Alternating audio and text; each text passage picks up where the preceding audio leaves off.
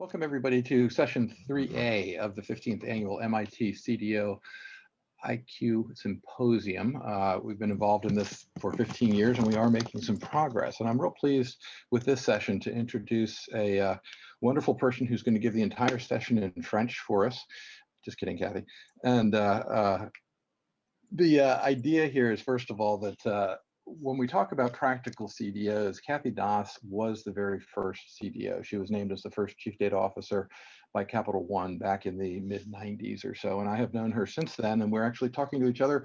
We're practically neighbors. She's about 20 miles separate from me. She's had a wonderful career in this, has been very strong, very involved in women in computing initiatives, and is currently the Chief Data Officer for the Federal Reserve Bank of Richmond. But what she's going to talk about is a practical business-oriented approach to data management, because she has been faced with that approach. You have landed in multiple organizations over your career, Cathy, and they've all had messy kitchens, haven't they? Thank you, Peter. Yes, I have seen some interesting organizations. So what we're going to do, Cathy, is we've given you control, so you can now share your presentation. You're off to the races.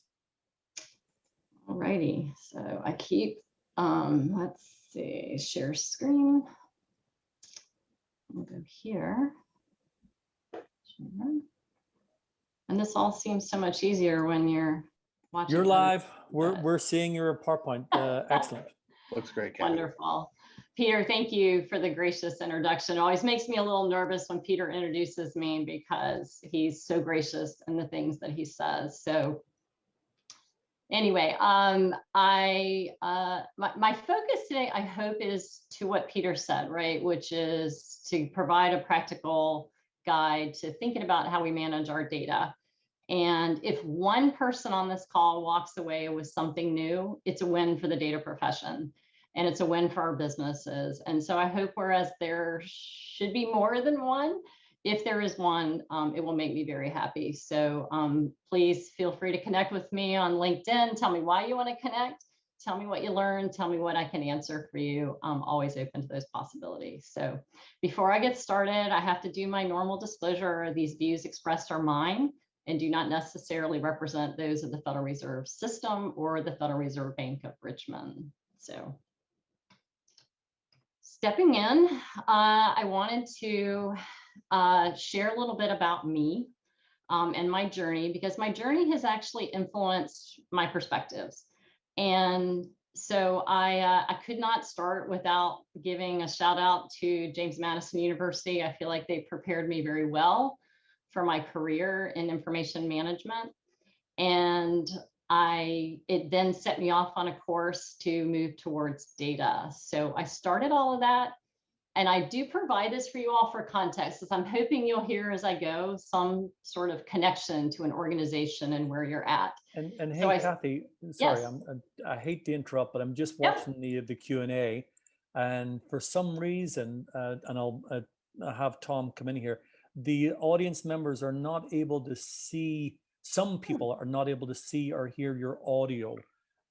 Some are. Now, they just as our people that are logged in, if you can refresh your screen just to kind of see this, because I've got a lot of people saying, some people said I had to close the browser and get back in. So Tom, any kind of thoughts at the moment from your side? Our full sound is going out to webcast. I will have to check with them.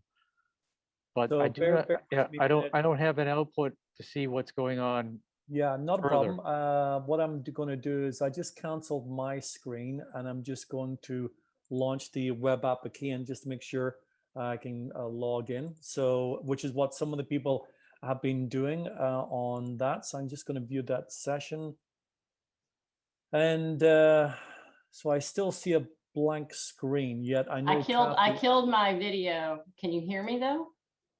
We can hear see you because you're coming through Zoom, right? So that's not the issue. The issue is that it's presenting and supposed to present through the Hoover platform, and that is somewhere beyond us. So is there no?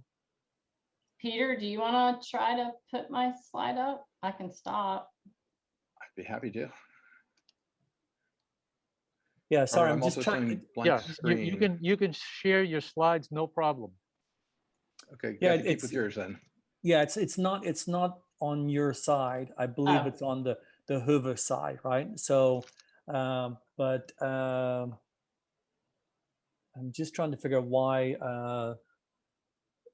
it's not showing anything on my side. Click on the link. I can see her, and it seems fine. So Danielle is seeing her. So refresh your browser. It says refresh your browser. Yeah, I've been doing that. That's not helping. Why don't we let Cathy go ahead and do her presentation, because we'll at least get that recorded if I'm correct in my understanding. And then unfortunately, those of you that are not seeing this will have to come back and perhaps replay it at some point in the future. So Cathy, if you can put your journey back up that starts in 1985. 85. Yeah, it's really sad. It's really sad. I've been doing this a long time. So can you guys hear me okay? Yes. Oh yeah. Okay. So I started my financial services and data career at the Federal Reserve Bank of Richmond. And my job, and many will giggle, right, which was to basically take a paper and pencil budgeting process and put it in a spreadsheet. And we did that successfully. And then I had the opportunity to go to Bank of Virginia to do the exact same thing. So remember, desktops were showing up around this time in mass. And soon after I got there, which is why there's a Signet Bank, we merged with another bank and became Signet. And one of the unique things that I had the opportunity to do, in addition to automating the budget, was actually getting to a place where I got to work with the board of directors. I was doing slides for them, and I got to see my data come to life in slides and managing the business. And it really made me realize, I'd studied to be a developer. I was now in the business, kind of doing something sort of developy, kind of data-y. I'm coming up with new words today. And, but to see it go full life cycle actually was very impactful to me. And so several years later, two gentlemen showed up at Signet Bank with the idea to democratize credit in the credit card space. And let me set context. In the late 1980s, every person who had a credit card had a 19.8% APR and an $18 annual membership fee. And they believed you could use data and information to actually get the right product to the right person at the right price at the right time. And by the way, that was not a saying back then, but it really was what we were trying to do. So I was fortunate. I was the third person that was hired in to work on that for the credit card division. And it was quite an amazing ride. My job was doing the marketing analytics. So how do we take information about people, turn it into product offerings, and then measure what we did? And the place where I actually had the most impact, and you'll hear this throughout my discussion, is I built the data stores correctly, right? We made sure that we tracked data with good data management practices, even though that was just starting to become a thing. Because I was using the data I was trapping, I made sure it was trapped so I could get what I needed at the push of a button, spend my time finding the insights and what had happened. And so needless to say, it all worked. And in 1994, Capital One IPO'd.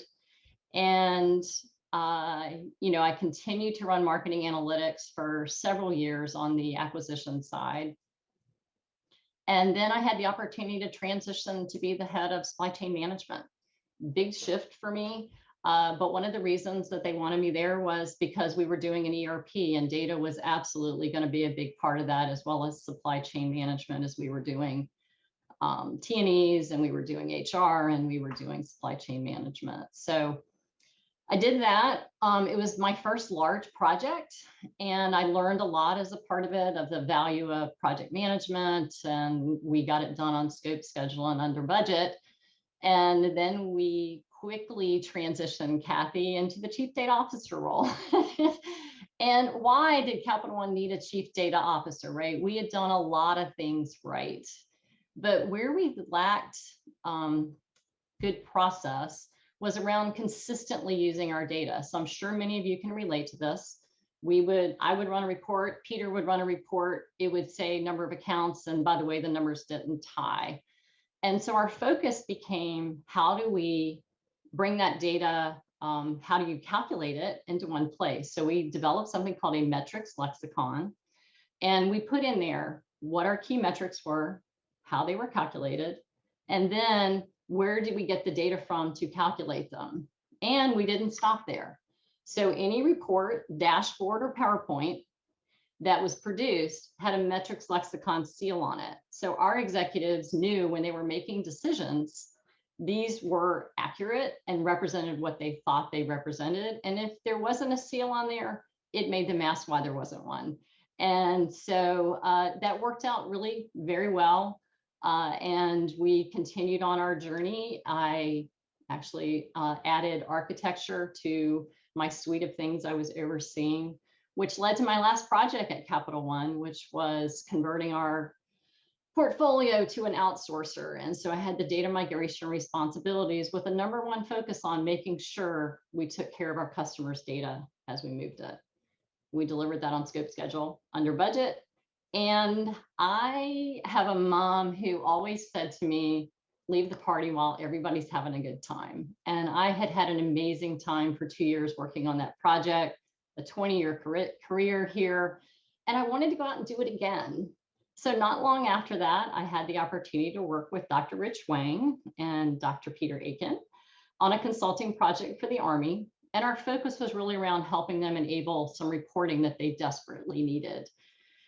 And the night, literally, that we wrapped that up, Capital One asked me to come back and do some consulting work, as they had bought a bunch of banks. Data was everywhere, and they were having challenges getting out monthly reporting.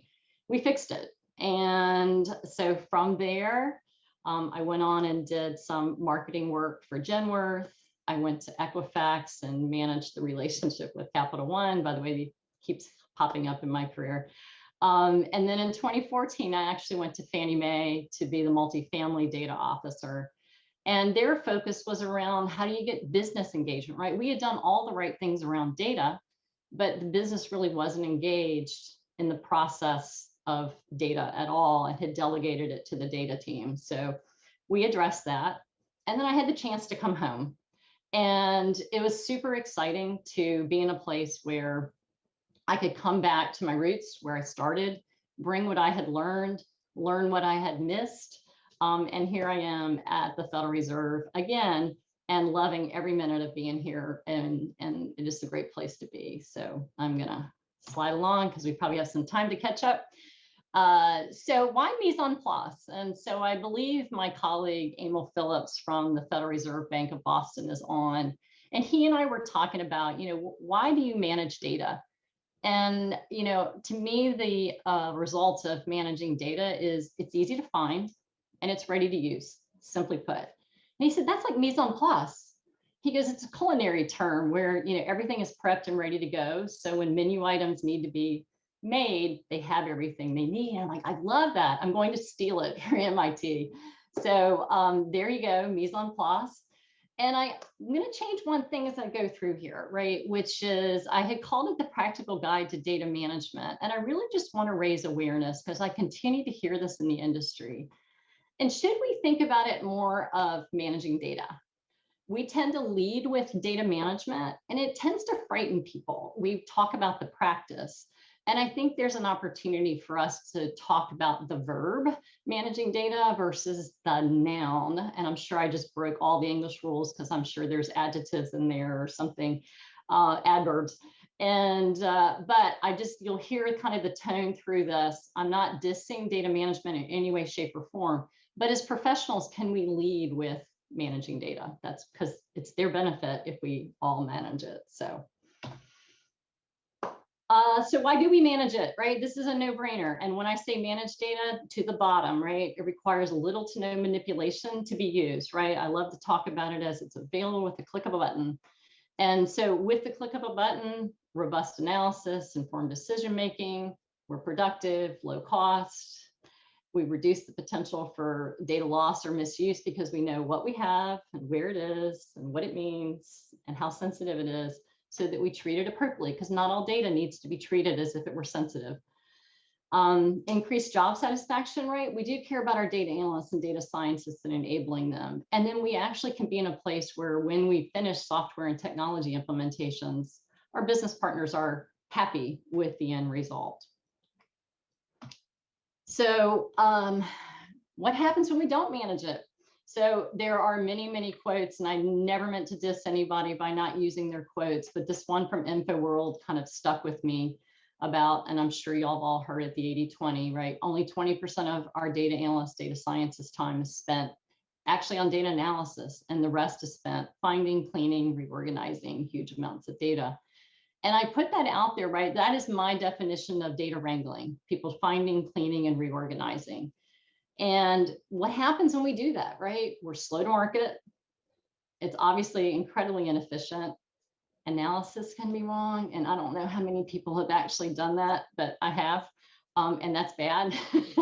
We have increased costs, reduce opportunities for innovative work. And what that results in is the potential loss of talent, right? People are hired to come in and do analysis, and instead we hand them wrangling.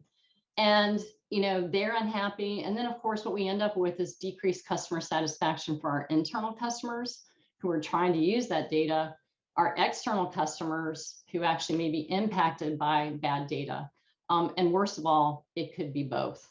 And so I just put that out there. This is the impacts of data wrangling. And what we want to do today is just talk about a practical way to think about going forward. So let's hit the causes. This is the causes according to me. And by the way, I could have spent the entire time talking about causes, but I will not. But you'll see these again, but little to no standardization in our data practices, type timelines that don't allow time for data process improvements, right? I've got a report I've got to get out. It was really awkward. It took me weeks to get it done. I got to get on to the next one. I don't have time to fix that. There's actually no incentive, right? Having been a data analyst for many years, I'm not sure I'd ever gone to anybody and said, hey, Peter, that was hard. I'm not sure I see the benefit, right? And I'm not sure anybody that works in the data field actually sees the benefit of complaining about how hard something is. There's also a cultural aspect of this, a reluctance to push back on senior leadership, right? Or admit that level of difficulty. And then bottom, and we're going to spend a bit more time on this one as well, right? Which is lack of awareness on how to prevent them. And that's what I hope you're really going to walk away with today. So, okay, here's my vicious cycle. And this is the world kind of according to Cathy.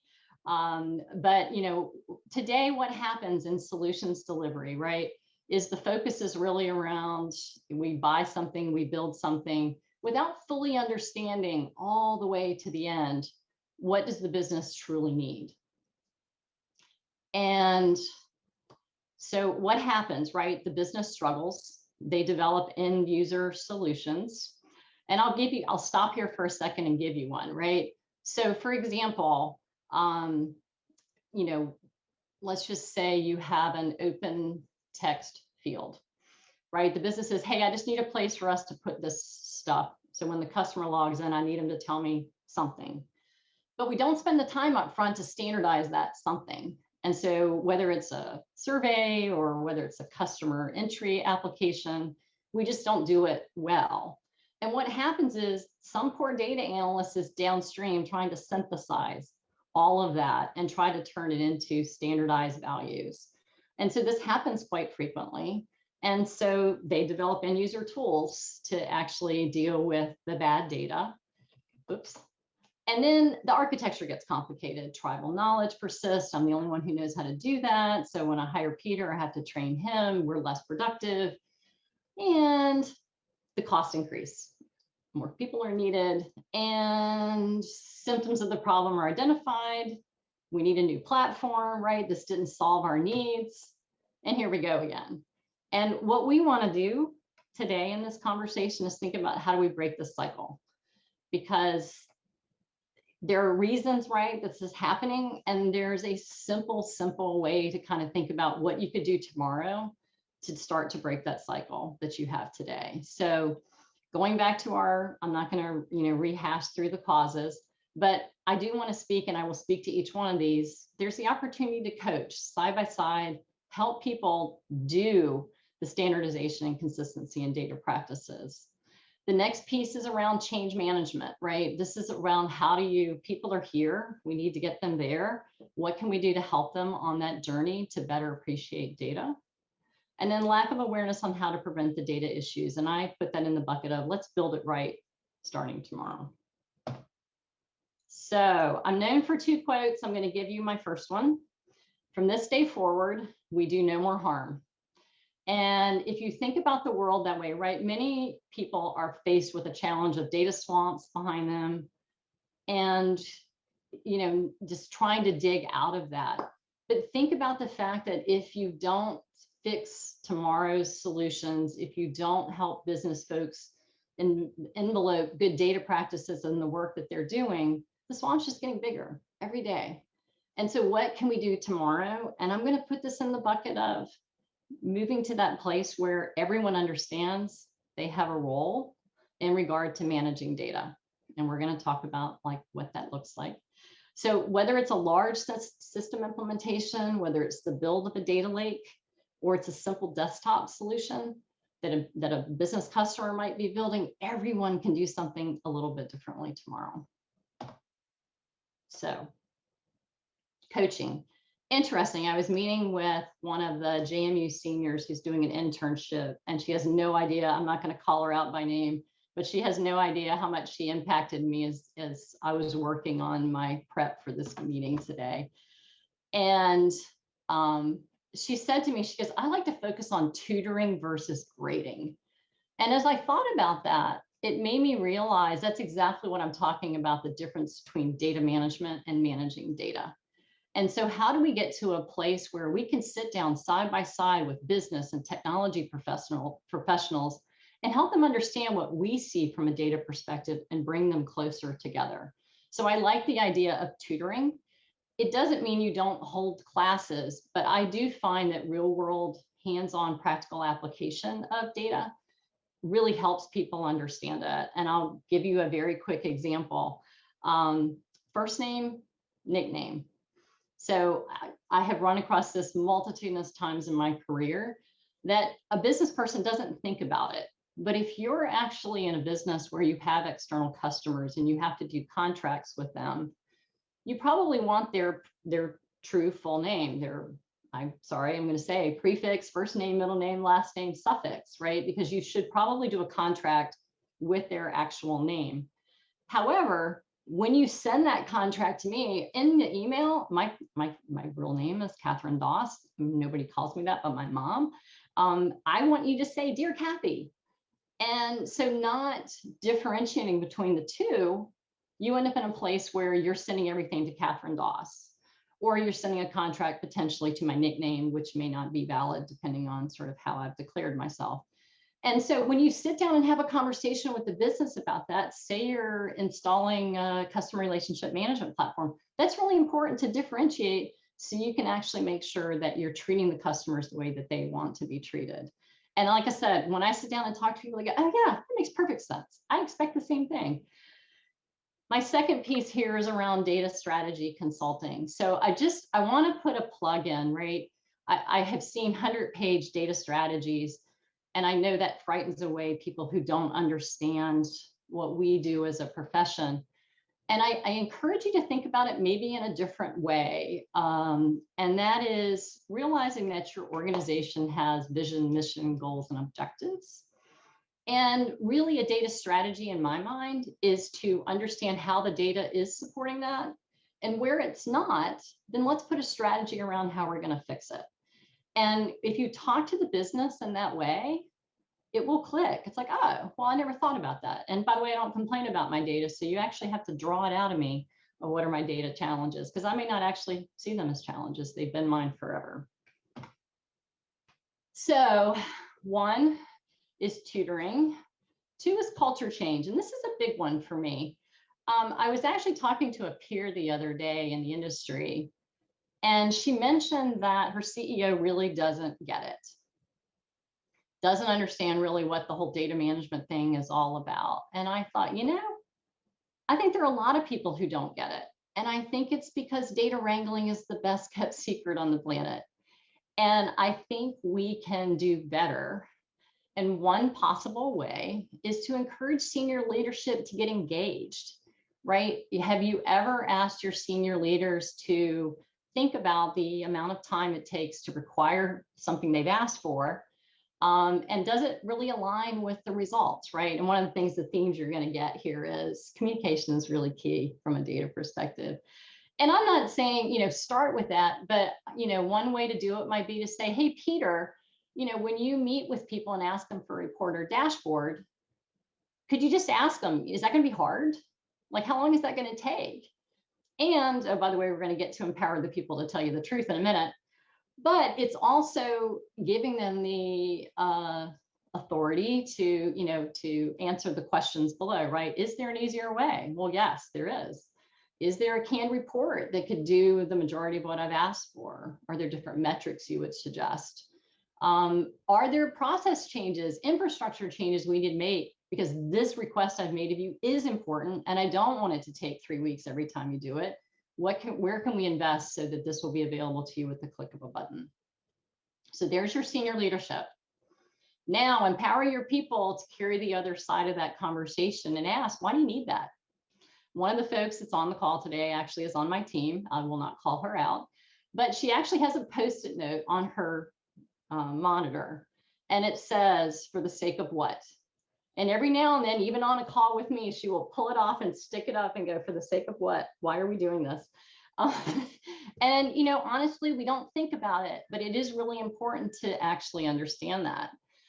It's important for people to ask, why are we doing it that way, right? Peter, on your earlier presentation, you talked about, it's really not a technology challenge that we face. It's a people and process challenge. And this is really, right, what we're talking about here, which is just getting people to engage and not sit back and be the victims of the things that are happening around them. And hey, can I suggest an alternative way? Can we negotiate on the outcome? Is the delivery method of this request flexible? I will tell you, for years, I would run reports and I didn't get all the requirements up front. So Peter would ask me for, can you get your report with A, B, and C in it? And I would go do that. And he'd come back and go, well, that's really cool. Like, well, could you add D? And it became an iterative process, right? And instead, I learned to ask better questions so that I could say, okay, what are we trying to prove? And granted, then if he had asked for A through E, and I saw F as I was working on it, because I learned to think like Peter did, I could go ahead and include it, and Peter would be elated when I got there. So, it's one of, can we negotiate on the outcome? But the other one is around the delivery method, right? If somebody wants a static dashboard, but they want to do what if scenarios, maybe you should suggest that, right? So that you're not doing all this iterative work and wasting time. So, and my last note on the culture change is understand truly whether or not, this is amusing of a senior executive, right? I am known for doing that. It's why the person on my team has the for the sake of what, because I'm pontificating on something, but I don't actually expect anybody to run off and go do it. Not that communication doesn't always happen in every organization. So please just keep the culture change in mind. So, okay, we're going to do side-by-side consulting, help people really envelope this in, and we're going to give an example in a second. We're going to do culture change just to raise awareness of why this data management thing is so important. So we had our cycle, right? Our vicious cycle. We want to get rid of that. And what we want to do is really start to talk about, how do we start the cycle right? And you'll note I have IT professionals, data professionals, and business professionals sitting down together and figuring out, what are we trying to deliver, right? All the way to the end, right? What are we going to measure? How do we do that? And what does that look like?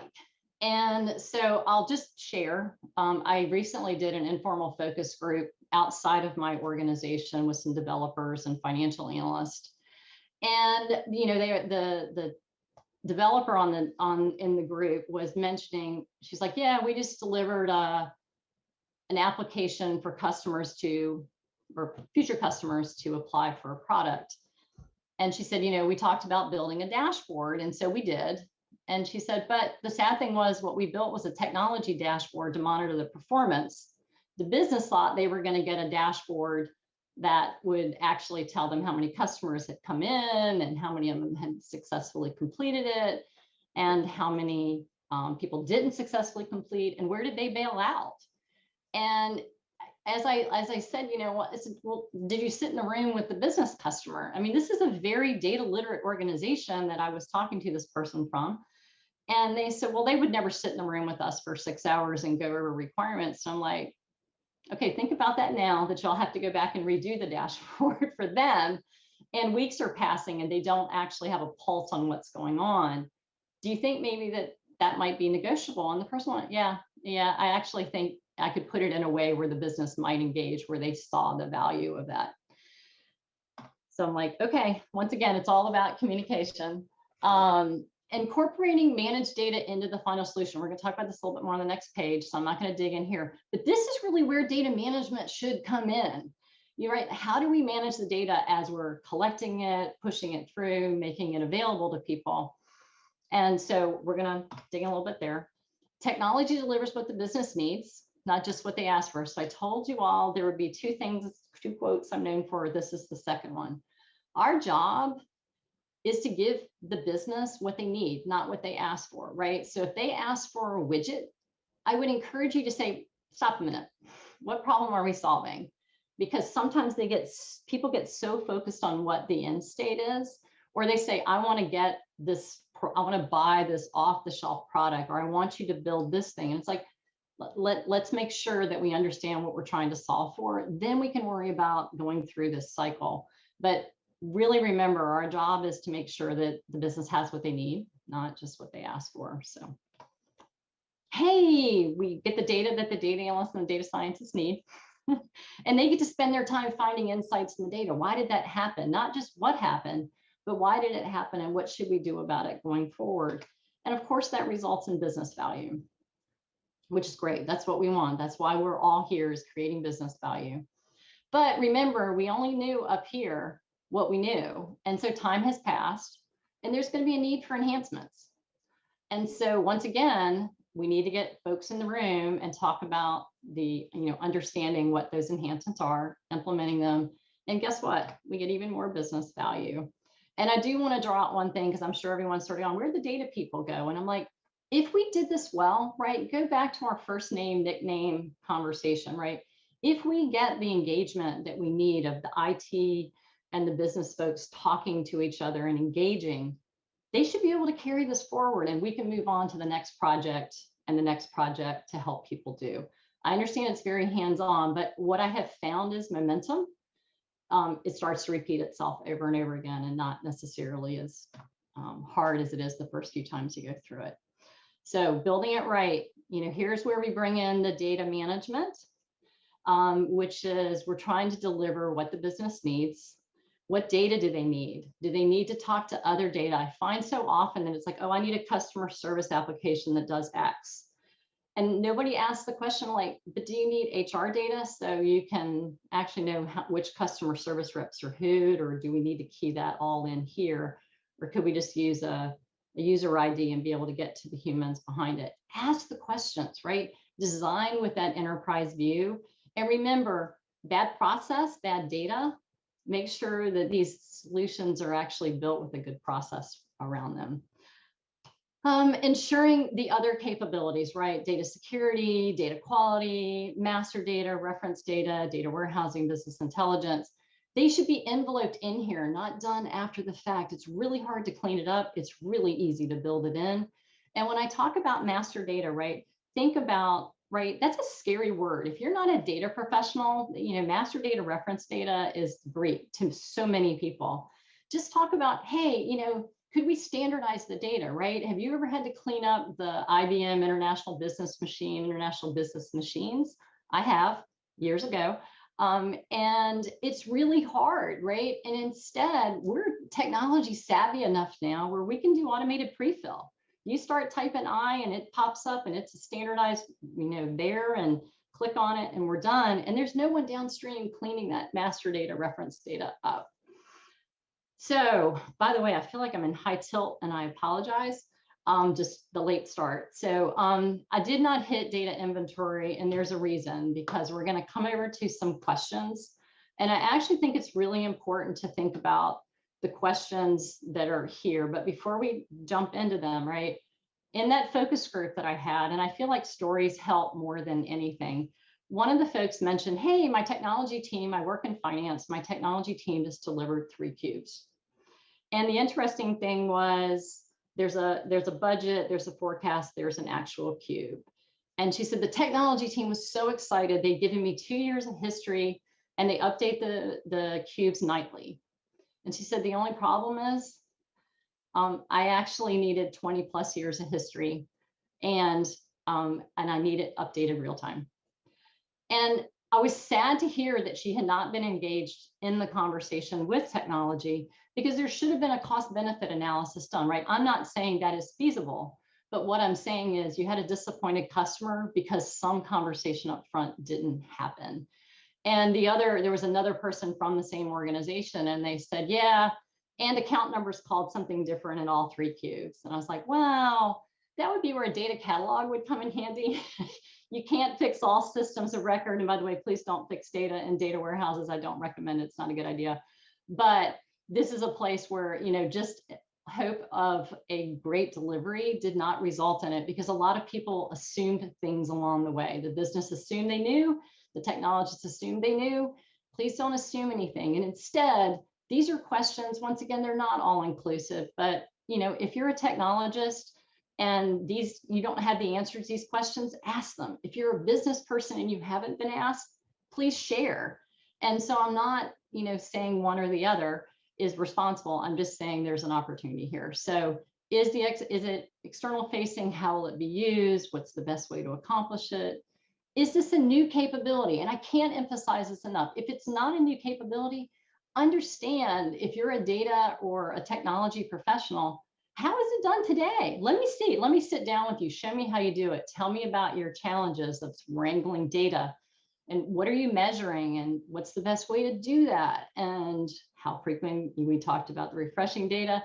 Does it need other data so that you can do all your reporting in one place? What does good data look like? So once again, hear loud and clear, right? It's really about conversations where expectations get set so that we can actually deliver what the business needs. I'm going to do this very briefly, so hopefully I'll have at least a minute. I can't see my clock. But remember, what we're trying to do, and where I do think the data office can really help on this sustainable stewardship, is to help bridge the gap between the business and technology. Make sure those questions start to get asked, the data is thought about up front. And by the way, I feel like in my focus group, it was a win because both the finance person and the developer, they didn't work in the same place, but they walked away going, I can do something. Like next time I will get involved. I will make sure I am spending the 6 hours in the requirement session to make sure that my requirements are there. And I will educate and I will help the other person understand. And when information, the technology and the business can come together, the data office can focus on making sure this is all sustainable and that we don't go back to the swamps of the past, right? We want to be forward focused and enabling the business. So in closing, a couple of things. Data strategy, really focus on the data strategy helping the business achieve their goals using data. And there are a lot of great principles, and we've heard from a lot of great organizations that can help in that space, but don't make data strategy about you, make it about the business. Data management, you heard me loud and clear. Focus on, when you talk to people about it, their responsibilities around managing data, not just the practice of data management. Business and IT need to learn to communicate. I think the data professionals can help because most of the data professionals I've met have a background in both, and they're willing to kind of get there and sort of encourage that we think about data before we get started. You heard my saga on free-form text fields should be used sparingly. And I will just sort of put it out there of, challenge the organization to think about how you could standardize the data before you finish the application rather than afterwards and making someone have to clean it up, because everything sort of goes downstream to the business. Build good data practices into the fabric of the organization, build good data practices into technology implementations, and just in the way people do their job every day. And from this day forward, we do no more harm. We think about what we talked about with making sure that we're tutoring or side-by-side coaching in addition to education. I'm not eliminating education, but people really need practical life examples. Making sure that you're thinking about, does my management actually understand we talk about the data office or data management, what we do and why it's important to them, and engage them in this data wrangling opportunity. And then last but not least, from this day forward, build those applications correctly where we think about data and how the business is going to use the data when we're done. So that's all I got. Peter, what you got?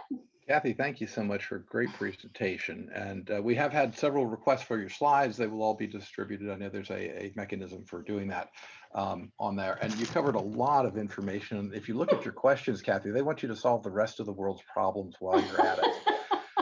I'm pretty sure you can't do that, although you are fantastic and can do this. And really think about what Cathy has said here. She's been into a number of different organizations, and each one she's had to educate them about the importance of what it is she's doing and why it's doing it. So I'm not sure how to orient these questions, but I do want to start out with one in particular, Cathy, that relates to your title.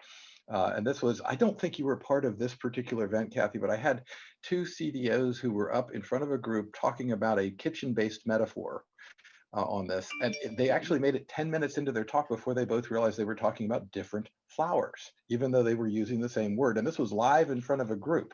So how does this relate to cooking? Because I know you can cook. That's a terrible thing. Cathy can cook wonderfully, so let's not even go there. But somebody's real curious about, you know, laying out everything in front and getting it all ready to cook, right? Is that how that works in this world? Well, I mean, and it should be, right? I mean, if you think about one of the practices as we bring data into a new environment, and by the way, when y'all listen to the recording later, you can turn me down to 33 or something. So I apologize, I went through so fast, but I didn't want to not have time for the questions. So, you know, if when we're building new solutions, right? And once again, I'm not talking about the data swamps behind folks. I'm really talking about from this day forward, right? Technology exists today off the shelf where we can catalog data. We talked earlier on one of the conversations about everybody's going to the cloud. It's a great opportunity to catalog your data, right? It'll do the work. You don't have to key in the data fields as the data is discovered in the cloud. It can be cataloged for you, and then it will give you the technical metadata, and it will give you the opportunity to put in business metadata, right? Data's not good unless it has both. It's not going to be easy to find for everybody. But I do think it's actually very correlatable, right? Which is what Mise en place is all about, is making sure all the prep work is done. And I think a lot of what we talked about today is the real focus has to be in the prep of everything that we do in regard to technology delivery, building data lakes, enabling the business to be able to measure their success or lack thereof, but know what to be able to do if they are having challenges. So yeah, I hope that helps, Peter. Anything you want to add to that, Peter? No, I'll go to the next question though, because they have a lot of them. So what suggestions do you have for building a data culture in a world where so many folks have such a short attention span on both the business and the technical sides of the house? I knew you'd laugh at that one. It's a real problem. Yeah. It is a real life problem, but what I have seen work best over and over again is finding select projects that are important to the business and enveloping data into them. So people really start to look at it, oh, that's what Cathy's talking about. I get it now. And I think nothing breeds success of a data culture more than success. And so when people can go, oh, I didn't know we would be able to do that, or thank you in advance for thinking through the fact that we did need 20 years of history before we got started so that we can actually do our analysis. The worst thing that can happen is new projects continue to happen and mess continues to be created. And then the data office, or whatever you call yourselves, is in a position of constantly remediating the problems. And if you can just get some wins in your column, and I'm not saying don't talk about master data, don't lead with master data. Find simple everyday terms that people can understand, and they can start to attribute to the more difficult concepts of data management. But don't lead with data management, because I think you start off on the foot where people are, I don't understand what you're talking about. It's like when people talk to me about project management concepts. And I'm always willing to learn, but I'm not a project management professional. So it's better to put it in terms that I can relate to and really get people to care about data. And like I said, I have not personally found the Big Bang approach to be terribly successful, because I think you need an army to make that happen in any organization of substance. So I think, find a couple of key projects and jump in there and maybe take some of the things that I put in here today to think about as you go there. That's great. And Cathy, one of the other things, in case you guys haven't figured out already, Cathy is a master storyteller. She's told me stories from 20 years ago that I still tell in her name today around there. Say hi to Kimmy for me, right? Yeah, exactly. Okay, wait a minute. I have to explain that one. So go ahead. So Peter, my daughter was having challenges while she was in college and with her information systems class. And so Peter was kind enough to take time out of his personal schedule to help her more practically relate to the concepts, because she just wasn't getting it in the way it was being taught to her. No slight on the professor. It was just they were not talking in the same. And once again, it's a data thing, right? We do it all the time. I talked to somebody the other day and they were like, they were talking to me about their work in their organization. We need to go do master data. And I'm like, how mature is your organization? They're like, oh, we're just starting this. I'm like, wow, can I suggest maybe toning that down a little bit and just talk about standardizing data, or give them an example that they go, oh yeah, I have that problem. And then they can go, oh, that to standardize to master data reference data. Okay, I get it now. So anyway, thank you, Peter, again, for your help with my daughter. So she'll be so tickled when she watches this that we mentioned her. A great series of stories on there. Here's another question. How can individual contributors push these ideas up the chain of command? So say that you had somebody in one of your organizations that wanted to get attention, not just to you, because of course in your organization they can call you, but out of the blue, how do you suggest getting awareness of these things from the bottom up? Once again, I think it's finding an example where people can see, right? It's interesting, right? I often talk about the 80-20 of 80% is spent data wrangling, and people are like, well, can't you just show me an example where you fixed it? I'm like, wow, I wish I could. I don't know how to do that. But I think, once again, do you have peers? So I'll put that out there of, can you create a community of practice? That's one of the things one of my teammates is doing, is creating a community practice around analytics. And I love that because people can come in and talk, and it's a safe place to talk. So if you have peers, if they're not inside your organization, create a network outside, right? There are a lot of great organizations that were presented earlier this morning that can provide some ideas in that space of ways to connect with others and chat about challenges. But if it's you and you alone, right, sit down and kind of think about, like, don't start with the problem that you have in hand. Go back and ask, why does that happen? And keep asking why, until you get to the, oh, there's where the real problem is, right? We didn't standardize data up front. And then, can you help to connect the dot of, here's the impact all the way to the source of the situation? And, once again, I think it's having peers to talk to and share your challenges, and whether they're in your organization or out of. And I realize there's confidentiality issues, but you can desensitize them so you're not compromising your organization. But to be able to ask people, their opinions. And once again, it's hard if you're a single entity that's the only one that sees it, but try to find a peer mentor or coach or something that can help you articulate and actually help you get back to the why.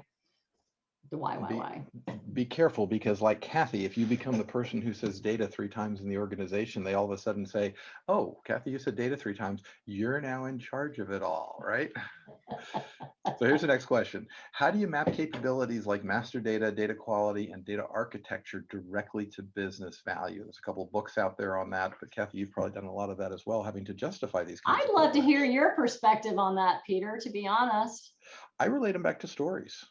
In Peter's world, the root of every business problem is a data problem. And as Cathy, as you just said, if you keep digging and digging and digging, you will find the root of that data problem and say, look at this, I can solve this piece over here. And it also solves that problem over here and that problem over there, because I now have a mapping that shows me where everything is. But I'm not here. You're the one that should do it. So. Yeah, and like I said, the only thing that I would probably add to that is, when you start building an inventory of your data, right? And like I said, data catalogs have come a long way in the last few years. I don't promote products. I will leave that sort of at their off-the-shelf catalogs available.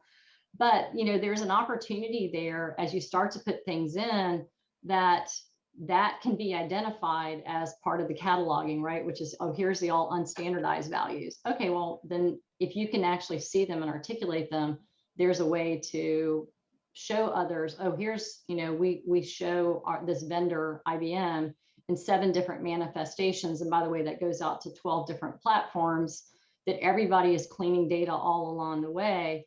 Hey, if we added up all the people and all the time and the waste and the lack of responsiveness, we actually could fund the work that we need up front to do this. And oh, by the way, if you happen to be replacing one of those core systems, it's a great time to stick in there. But once again, I think it's, as I said today, right, it is, finding a project where you can stick yourself into and get people to see the data quality. It's a lot harder to dig out of the data quality nightmare in the swamp.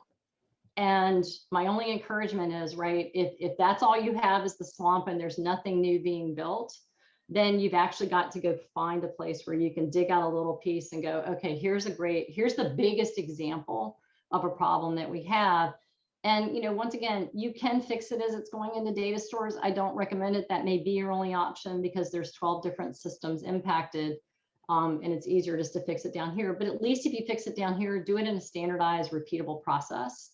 But once again, not recommending that in any way, shape, or form. But sometimes when you look for a very large organization and you have 12 disconnected things where, data is captured in different ways in different systems, once again, go grab your peers that are doing the data analysis and help them put together, like, what are the impacts of the things that are going on, so that you actually have a fighting chance to actually get senior management to hear the opportunity and, fund the fix of the opportunity. Super. We're down to about 7 minutes, Cathy, and I've put a bunch of questions in there in case you want to look at any particular ones. The next one I'm going to ask you, though, is somebody's asking about any mentoring or training process program resources. I'm not sure exactly what they're asking for, but I don't know that I would know where to point people if they ask that question. Do you? I don't. I mean, I was intrigued this morning, Peter, in the class that preceded this one. Sorry, I wrote it down. Different journeys, one direction. And it was, women in data, which I was not aware of till today. So, big kudos out there. You've got DEMA, you've got other organizations that are represented, and actually, do your research. It was kind of funny. There were so many people asking how to join these organizations this morning. And Peter, I'm sure you can spiel off the other 2 because I didn't write them down fast enough. But EDM, right? Yep, EDM was one. Yep. And, if you don't know which one, go study them, right? They all have, ways for, you to get in touch with the organizations and find out whether it's something you can personally join or whether your organization joins. Does it cost anything? But there are plenty of resources available in the industry. And, once again, coming to events like this, I think are big feathers in your cap. You may want to, like I said, slow down the audio on this one and go back and listen to a few things. I didn't realize how fast I was going, so my apologies to the audience. Well, and we did have some technical difficulties up front that constrained as well. Here's another question, Cathy. What has been your most difficult conversation with IT? Wow.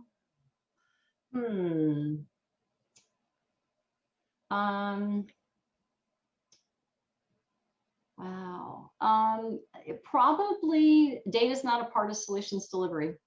And I'm sure you won that one, right? Yeah. And, it is, and I think that's a little bit of what weighed in the back of my mind as I thought about this today of how to help people the most, which is, we've all, as we operate, become very siloed, right? Like, I'm a Java developer, or I'm a this, or I'm a data analyst, or I'm a data scientist. And I think what we've lost is sort of like the need to be aware of each other. And so, yes, I do think there's a conversation, which is, data is nothing more than a byproduct of tech. And so, I don't know what happened in our universities, Peter, and Rich Wang, if you happen to be listening, right? But something has gone wrong that we are letting developers out into the field where they're so far removed from the business that either they're not empowered or they're not informed to really push back and get up to the business people to understand what they're doing and whether or not it makes sense. And that may be a tech lead on your team who needs to be in with the business people, but find out how to close that gap. Don't get so focused on my job is to deliver this app, but understand why are you delivering the app? And if you're a data professional, help them understand why the business cares so much about their data and why they need to care equally. And I do think we've done a bit of ourselves a disservice, right? I grew up as a developer. When I say we, I'm a business person, I'm a technologist, and I'm a data person. And I think it's just really important that we get our arms around everybody else's roles. And I'm not saying become a business expert, right? You don't have to go run supply chain management like I did.